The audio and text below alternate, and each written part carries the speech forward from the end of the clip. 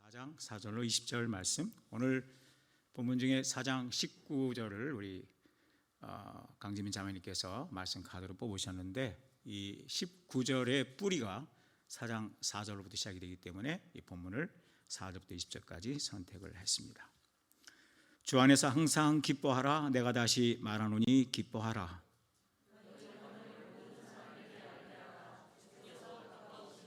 아무것도 염려하지 말고 다만 모든 일에 기도와 간구로 너희 구할 것을 감사함으로 하나님께 아뢰라.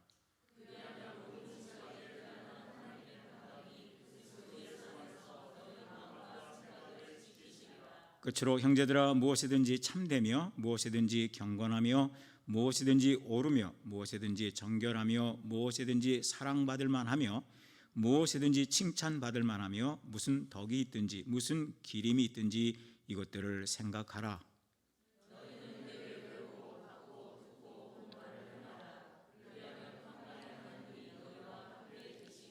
내가 주 안에서 크게 기뻐함은 너희가 나를 생각하던 것이 이제 다시 싹이 남이니 너희가 또한 이를 위하여 생각은 하였으나 기회가 없었느니라.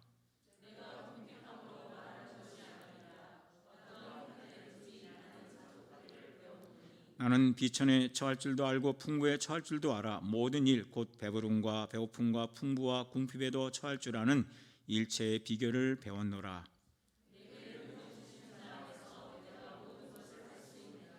그러나 너희가 내 괴로움에 함께 참여하였으니 잘하였도다.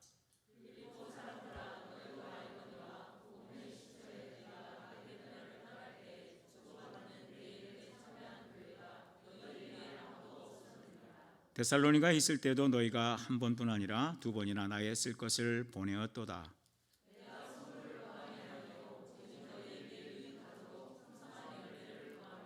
내게는 모든 것이 있고 또 풍부한지라 에바브로디도 편에 너희가 준 것을 받음으로 내가 풍족하니 이는 받으실 만한 향기로운 제물이요 하나님을 기쁘시게 한 것이라.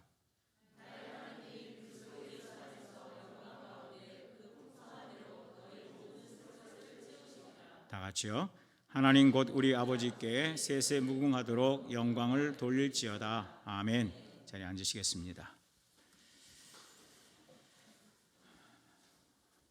기쁨의 회복, 오늘 말씀의 제목입니다. 사람마다 편차가 있지만 이 코로나19 시대에 많은 사람들이 영적 슬럼프를 오랫동안 겪고 있습니다. 경제적으로 계속 어려움이 가중이 되고 모아두었던 돈도 다 쓰고 마이너스 통장이 아마 참 어려운 그런 상황들, 이런 슬럼프가 길어지게 되면 제일 먼저 감사 생활도 작아지고 또 특별히 얼굴에서 미소가 사라지게 됩니다. 웃는 횟수도 줄어듭니다. 롤러코스터를 타듯이 일이 잘 될 때와 안 될 때 끊임없이 이런 일들이 반복이 되면서 이 감정의 기복이 많아지고 또 심해지고 울었다 웃었다 또 분노했다가 이런 이제 현상들이 이제 오랫동안 이 코로나19 시대에 많은 사람들의 삶에서 찾아보게 됩니다. 웃음이 사라진다는 것 참 안 좋죠. 유머가 없어지는 것, 우리 삶이 점점 딱딱해지는 것, 경직되어 있는 것, 여유가 없어지고 사람이 너그러워지지 않고 자신의 삶에 대해서나 다른 사람들의 삶에 대해서 쉽게 불만족 또 불평을 털어놓게 되고 무엇보다도 하나님과의 관계에서 점점점 감사하는 모습이 사라지는 것은 정말 안타까운 일이 아닐 수 없습니다. 작년 겨울에 날씨가 많이 추우면서 우리 청년부의 박성애 자매 어머님이 저에게 화분을 하나 갖다 주신 것이 있었는데 얼어서 죽었어요. 창가에 놔뒀었는데, 근데 이번 봄에 다시 다육이를 하나 보내주셨습니다. 아주 예쁜 꽃들이 요즘 피어나고 있어서 이 사무실에 들어가면 또 하나의 즐거움이 되고 있습니다. 죽었다는 말을 들으면서 생기가 있는 새로운 꽃, 활력이 있는, 활기가 있는, 그리고 진한 향기를 토해내는 그 꽃을 보내서 사무실을 밝히고 싶었던 성회자매 어머니의 그 마음, 하나님께서도 우리 성도들의 마음속에 점점 줄어들고 있는 이 기쁨을 회복시켜 주고자 하는 마음이 있으실 겁니다. 바울은 세상 물정도 모른 채 여러분이 처해 있는 딱한 사정도 헤아리지 못하고 주 안에서 항상 기뻐하라, 내가 다시 말하노니 기뻐하라, 이렇게 대충 하나님께 믿음으로 맡기고 현실을 무시한 채 또 여러분이 처한 힘든 상황들을 그냥 외면하면서 살라는 뜻이 아닙니다. 사도 바울 역시 에베소의 감옥에서 이 옥중 서신, 에베소서, 빌립보서, 골로새, 이러한 서신서들을 쓰고 있습니다. 그리고는 이 빌립보서 1, 2, 3, 4장 가운데에 자그마치 9번에 걸쳐서 기뻐하라, 여러 상황들, 여러 면면들, 여러 사람들과의 관계 속에서 우선은 갈등도 있고 고달픈 것도 있고 핍박도 있고 부족한 것도 있고 감내기 어려운 사람들도 있었지만 그 모든 상황 속에서 바울은 기뻐하라고 있고 자신이, 자기 자신이 그런 기뻐하는 삶을 살고 있었습니다. 어떻게 그것이 가능할까? 주 안에서 항상 기뻐하라 알겠는데 어떻게 항상 기뻐할 수 있을까? 어떻게 그것이 가능한 일인가? 라는 생각을 해봅니다. 오늘 이 본문을 하나님께서 우리 강지민 자매를 통해 선택하신 것은 웃음을 잃어버린 우리들이 주님 안에서 기뻐하는 자들이 되기를 원하시고 또 다시 기뻐하는 자들이 되기를 원하셔서 이 본문을 미리 선택하시고 오늘 우리에게 주신다고 생각을 합니다. 주 안에서 기뻐하라, 이 말씀은 따라서 하겠습니다. 주 예수를 기뻐하라. 네, 주 안에서 기뻐한다는 것은 바로 주님 자신을 기뻐하는 겁니다. 주 안에서라고 하는 말은 그리스도가 우리 기쁜 삶의 기초요 근간이라는 뜻이죠. 원천된다는 뜻이죠. 주 안에서라는 말은, 그 말은 주님 기뻐하라, 주님을 기뻐하라. 주님을 기뻐하다 보면 제가 이 빛을 바라보면 저 빛이 얼굴에 비춰져서 어두운 얼굴도 환해지는 것 같이, 먼지도 햇빛을 받으면 빛을 발하듯이 우리가 주님을 기뻐하면, 또 주님 안에 있음을 확인하면 어느새 우리가 잃어버렸던, 줄어들고 있었던 이 기쁨을 회복한다는 말씀인 겁니다. 어느 날 SNS에 이집산이라는 이름으로 고기를 사주겠다, 이런 글이 올라왔어요. 갑자기 우리 사역자들이 어느 이집사님이냐, 이선정 집사님이냐, 이용구 집사님이냐, 이태근 집사님이냐, 갑자기 궁금해지기 시작했어요. 어느 집사님이 맞는지 오늘 자수하십시오. 그런데 이게 뭐냐면 고기를 사주겠다는 거예요. 그래서 요즘 오늘도 제가 교회 오면서 어느 집사님을 바라봐도 행복합니다. 우리 변 집사님보다도 이 집사님이 자꾸 눈에 보입니다. 저 승희 경제 뒤에 있는 이 집사님이 보입니다. 왜냐하면 고기를 사주겠다, 그것만 생각해도 기쁘잖아요. 주 안에서 기뻐하라, 주님을 기뻐하라. 왜냐하면 이 기뻐하라고 하는 이 단어는 카이로라고 하는 기쁨이라는 단어인데 이 단어에서 뭐가 나왔냐면 카리스라는 말이 나왔어요. 은혜라는 뜻입니다. 주님을 바라보면, 주님을 기뻐하면 그분 안에 은혜가 있고 그분 안에 기쁨이 있고 그분이 모든 축복의 원천이시기 때문에 그분을 바라보면 어느새 우리의 마음에 병든 것이, 이 병든 마음이, 병든 영성이, 또 끊임없이 슬럼프를 겪고 있던 우리 마음속에 그리스도의 영광의 빛이 찾아와서 이 어두운 마음을 밝혀주시고 잃어버렸던 기쁨을 회복시켜 주신다는 말씀인 것이죠. 그래서 주님을 기뻐하라, 주 안에서 기뻐하라는 것은 주님을 기뻐하라. 특별히 오늘 이 본문 속에서 우리의 기쁨을 회복시켜 주시기 위하여 우리 주님이 우리를 위해서 하시는 일 3가지를 본문에서 말씀하고 있습니다. 자, 먼저 첫 번째 교훈이 6절에서 9절에 나오는 말씀을 통해서 저희들이 이해할 수 있는데 한번 따라서 하겠습니다. 내 염려를 돌보시는 평강의 주님을 기뻐하자. 아멘. 내 염려를 돌보시는 평강의 주님을 기뻐하라, 이렇게 말씀하고 있어요. 내 염려를 돌보시는, 염려의 반대가 평강 아닙니까? 여기 본문 7절과 9절에 보면 하나님의 평강 이렇게 나옵니다. 그리고 9절에서는 평강의 하나님 이렇게 나오고 있어요. 우리 하나님에 관한 이름이 35가지가 넘는데 그 중에 하나가 바로 여호와 샬롬이에요. 평강의 하나님, 에이렌의 투 대우, 하나님의 평강. 이렇게 말씀합니다.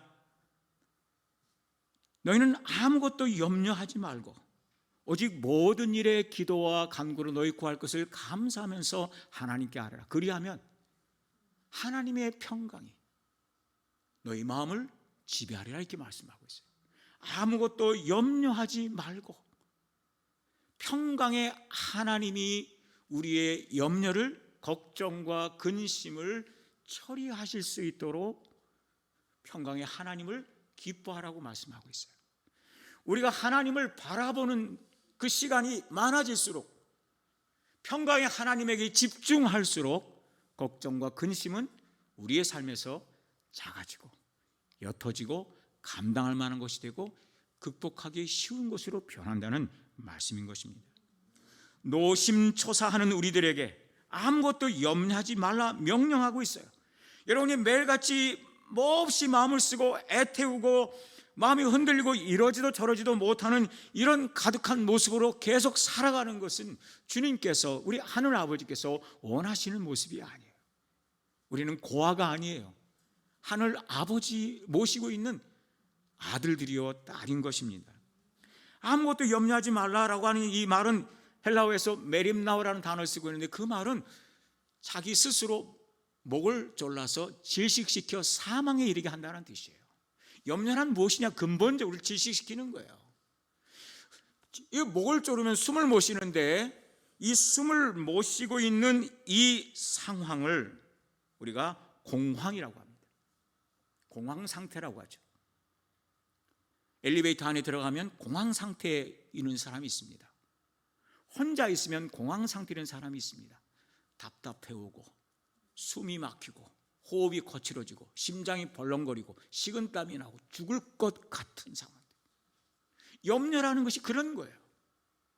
염려를 많이 할수록, 너무 많은 걱정을 짊어질수록 근본적으로 여러분과 제가 이런 문제들을 해결할 수 없는 사람이라는 것을 알고 있기 때문에 아버지로서의 막중한 책임, 남편으로서의 책임, 부모를 모시고 살면서 부모님이 연로해지시고 나이 들어가시고 기억력이 나빠지시고 건강이 나빠지시고 여전히 자식들은 돌봐야 할 것이 남아있고 여전히 자식들은 공부해야 되고 아직도 부모로서 해야 될 것이 많은 우리들의 마음속에 공황 상태가 찾아올 수 있어요.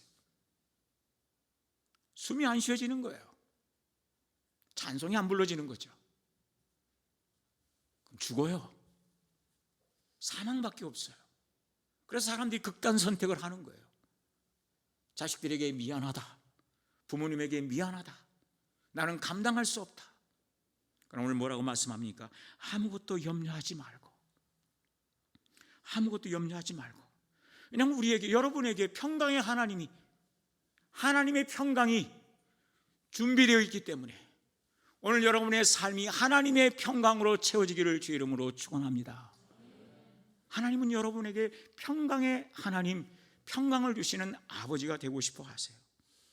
아무것도 염려하지 말고 다만 모든 일에 기도와 간구로 너희 구할 것을 감사하며 하나님께 아뢰라고 했어요. 여기 말하는 기도라고 하는 단어 3가지 용어가 나왔어요. 기도와 간구와 감사의 기도라고 했어요.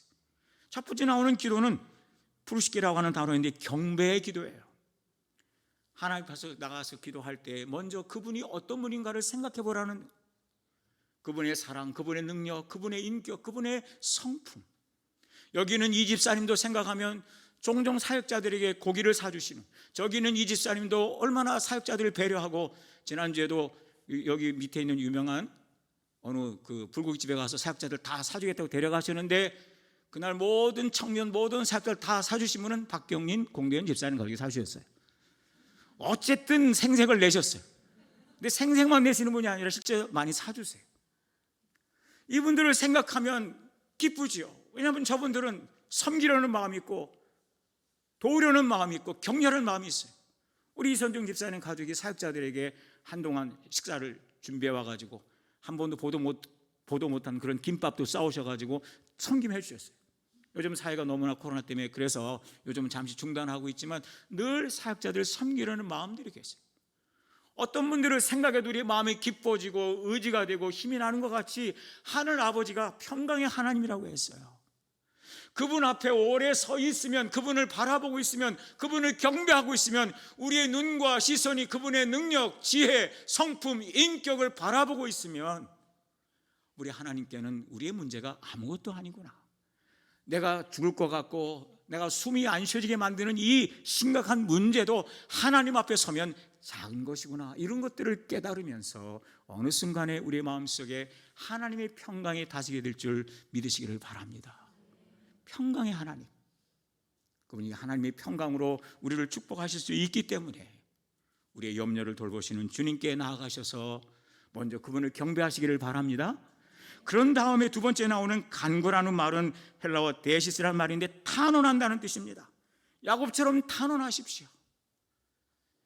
극단적인 인간적인 갈등을 안고 사기의 힘으로는 해결할 수 없는 내 실수로, 내 어리석음으로, 내 못난 모습으로 만들어진 파탄난 관계, 사람과의 관계, 어려운 관계, 야곱처럼 하나님 앞에서 탄원하십시오. 그분은 우리의 씨름을 받아주시는 분이고 우리의 간청을 거절하실 수 없는 분이십니다. 아브라함처럼 한 영혼의 구원을 위해서 여러분은 여러 번 하나님 하면서 이번만 하면서 아브라함은 10번이나 하나님 앞에 간구했습니다. 그분은 아버지시기 때문에 떡을 달라면 뱀을 주는 사악한 그런 아버지가 아니고 우리에게 자기 아들까지 아끼지 않고 내어주신 하나님, 사랑의 하나님, 은혜의 하나님, 평강의 하나님이 우리의 좋은 것을 선물로 주지 아니하시겠습니까? 탄원하십시오. 억울한 것, 힘든 것, 마음 아픈 것, 애로운 것, 속상한 것, 우리를 억누르는 것, 나 혼자서는 감당할 수 없는 것들, 이런 모든 것들을 주님 앞에 다 쏟아놓으라고 말씀하고 있어요. 세 번째 기도하는 단어가 감사하며 아뢰라고 했어요. 예수님은 오병이어 기적을 앞두고 그 손에 놓여진 하잘것없는 어린 아이의 점심 한 끼 분량이죠. 떡과 물고기, 조그마한 물고기. 주님은 이것을 위해서 기도하시고 하늘 아버지가 축복하시면 이 작은 오병이어가 5,000명의 굶주린 사람을 먹일 수 있다는 기적을 생각하면서 하나님 앞에 미리 감사하셨어요. 여러분이 예수 그리스도의 이름은 능력인 줄 믿으시기 바랍니다. 그분의 이름은 권세입니다. 그분의 이름은 영광입니다. 그분의 이름은 모든 이름에 뛰어난 이름이십니다. 그분의 이름을 갖고 평강의 하나님 앞에 나아가 간구할 때에 그 기도는 이미 응답받은 것이나 다름없습니다. 기도하기 전에, 응답이 눈앞에 보기 전에 먼저 감사하는 사람이 되라고 말씀하고 있는 것입니다. 오늘 내 문제를, 내 고통을, 내 슬픔을, 내 아픔을 그분 이름으로 하늘 아버지 앞에 올려드릴 때에 주님께서 최선으로 그리고 가장 좋은 모습으로 이루어 주실 줄을 믿고 미리 감사하는 성도님들에게 주의 이름으로 축원합니다. 내 염려를 돌보시는 평강의 주님을 기뻐하십시오. 아멘. 두 번째로 따라서 하겠습니다. 내게 자족하는 능력을 주시는 주님을 기뻐합시다. 아멘. 내게 자족하는 능력 주시는 주님을 기뻐하라고 하는 것이 11절에서 13절의 교훈입니다. 그러기 4장 13절 말씀을 보면 내게 능력 주시는 자 안에서 내가 모든 것을 할 수 있느니라. 사도 바울은 내가 모든 것을 할 수 있다 이렇게 말하지 않고 있습니다. 능력 주시는 자 안에서 그랬어요. 주 예수 그리스도 우리에게 능력 주시기를 기뻐하시는 그분 안에서 내가 모든 것을 할 수 있다. 또 사도 바울이 말하는 모든 것을 할 수 있다고 하는 것은 말 그대로 슈퍼맨처럼 모든 것을 할 수 있다는 그런 말이 아닙니다. 주님께서 우리를 목회자로 부르시고 집사로 부르시고 목자 교사로 부르시면서 사명을 주셨어요. 부모로서의 사명을 주셨어요. 이 주님이 주신 사명을 감당할 수 있는 능력을 주신다는 말씀인 거예요.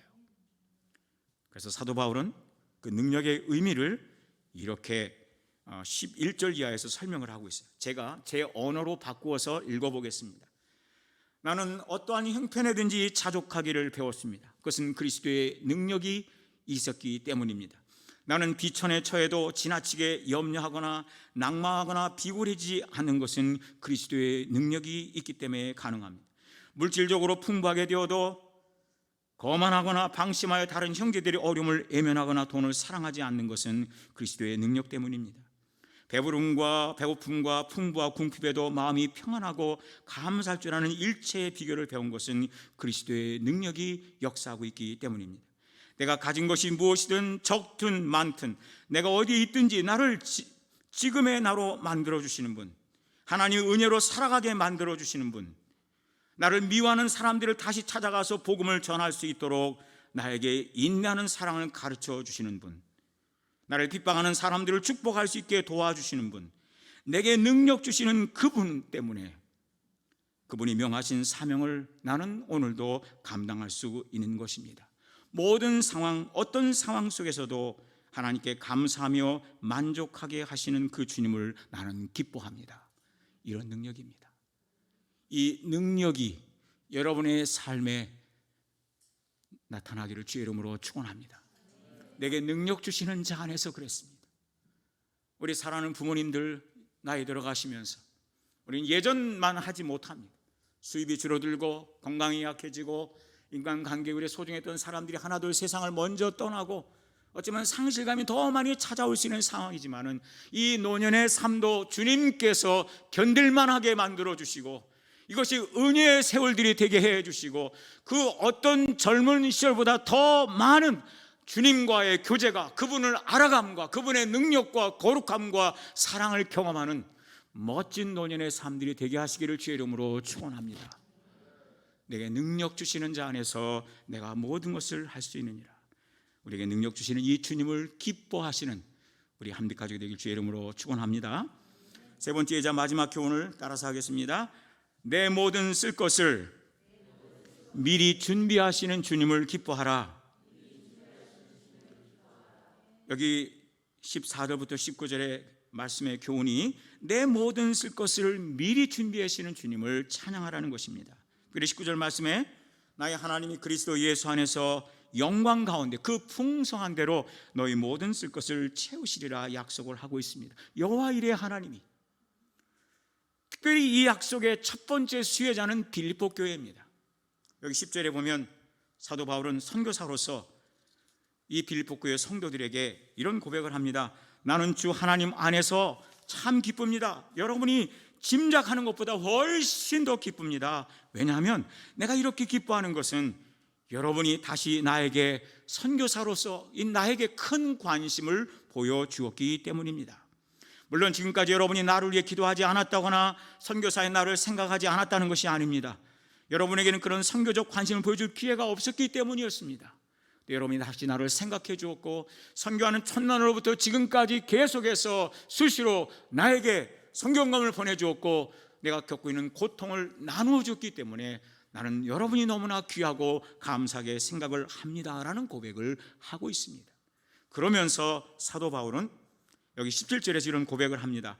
내가 선물을 구함이 아니요 오직 너희에게 유익하도록 풍성한 열매를 구함이라 말씀하고 있습니다. 사도 바울은 선교에 대한 빌립보 교회 성도들의 관심이 사도 바울을 기쁘게 하고 그의 사역을 도와준 것은 물론 당연한 것이지만 더 소중한 것은 그들에게 유익이 돌아간다. 그들이 헌신하고 사랑하고 섬긴 그 결과로서 영적인 이익이 배당이 됐다는 이야기를 하고 있어요. 여기 유익이라고 하는 말은 영어로 어카운트인데 은행 계좌를 열다라는 뜻입니다. 여러분의 이름으로 하나님 앞에서 열어놓은 은행 계좌에 하나님께서 영적인 이익을 배당시켜 준다는 뜻이에요. 사도 바울은 이 상업적인 용어를 이용해서 이 선교에 헌신하고 있는 빌립보 교회 성도들을 격려하고 축복하고 있는 모습을 보게 됩니다. 복음 전도와 선교를 위한 물질적인 드림은 성도로부터 교회와 목회자와 선교사에게 보내지지만 그 궁극적인 종착역은 사람이 아니고 선교사가 아니라 바로 하나님께 드려진 것이라고 했어요. 그래서 이 본 말씀이 뭐라고 이야기하고 있냐면, 이는 받으실 만한 향기로운 제물이요 하나님을 기쁘시게 한 예배라고 18절에서 말씀하고 있어요. 여러분의 선교가, 여러분의 믿음으로 드리는 삶들이 선교사 최종적인 우리의 선물이 도착하는 것이 아니라 그것은 하나님을 향한 내 믿음의 고백이요 내 향기로운 제물이요 살아있는 제사라고 말씀을 하면서, 이렇게 믿음으로 하나님을 기쁘시게 한 사람들을 향한 축복의 말씀이 바로 19절에 나오는 말씀인 것입니다. 나의 하나님이 그리스도 예수 안에서 너희 모든 쓸 것을 채우시리라. 놀라운 약속의 말씀인 것입니다. 우리가 살아가면서 때를 따라 하나님이 도와주시다는 이 말씀은 얼마나 큰 위로가 되는 말씀입니까? 선교사로 떠나가면서 이 약속을 믿고 떠나갈 수 있는 겁니다. 우리가 하나님 나라를 위해서 헌신하면서 이 약속을 믿기 때문에 헌신할 수 있는 것입니다. 주님께서 믿는 자들을, 헌신하는 자들을, 사역자들을, 선교사들을 결코 거린으로, 구걸하는 사람으로 만들지 아니하시고 때를 따라 하나님의 영광을 위해서 살아가는 모든 사람들의 필요를 채우시며 그 자녀들을 축복하신다는 이 말씀을 생각하시면서 두려움 없이 담대하게 믿음으로 선교를 시작하시는 분들이 되기를 주의 이름으로 축원합니다. 나의 하나님이 그리스도 예수 안에서 여호와 이레 하나님이 하나님의 나라를 위해서 헌신하는 모든 성도들의 필요를 채우시고 공급해 주신다고 하니 얼마나 감사한 일입니까? 헌신을 두려워하지 마십시오. 믿음으로 섬기는 삶을 두려워하지 마십시오. 형제를 위해서, 자매를 위해서, 때로 우리가 경제적인 손실을 입으며 그들을 일으켜주기 위해서 힘들어지고 누군가를 세워주고 한 사람을 키워내고 한 사람을 지도자로 훈련시키기 위해서 우리가 드려지는 헌신들을 두려워하지 않는 것은, 멈추지 않는 것은, 그것이 바로 하나님을 향한, 그것이 바로 하나님께 드려지는 내 살아있는 예배, 아름다운 향기로운 제사가 되기 때문이라고 말씀을 하고 있습니다. 바울은 영적 가치만을 말하는 데 그치지 않고 바로 경제적인 압박을 겪고 있는 현실적인 필요에 대해서 말씀을 하고 있는 것입니다. 나의 하나님이 그리스도 예수 안에서 그 풍성한 대로 영광 중에 너희 모든 쓸 것을 채우시리라. 이 말씀을 믿고 여기 선교사로 갈 사람들 머뭇거리지 말고 가시기를 주의 이름으로 축원합니다. 하나님의 나라에서 헌신하실 분들 머뭇거리지 말고 믿음으로 기쁘게 헌신하는 삶이 오늘부터 시작되기를 주의 이름으로 축원합니다. 주님은 여러분의 염려와 근심을 애정 깊은 눈으로 바라보시면서 여러분이 줄어들고 있는, 또 여러분이 상실한 기쁨을 회복하시기를 원하시고 있습니다.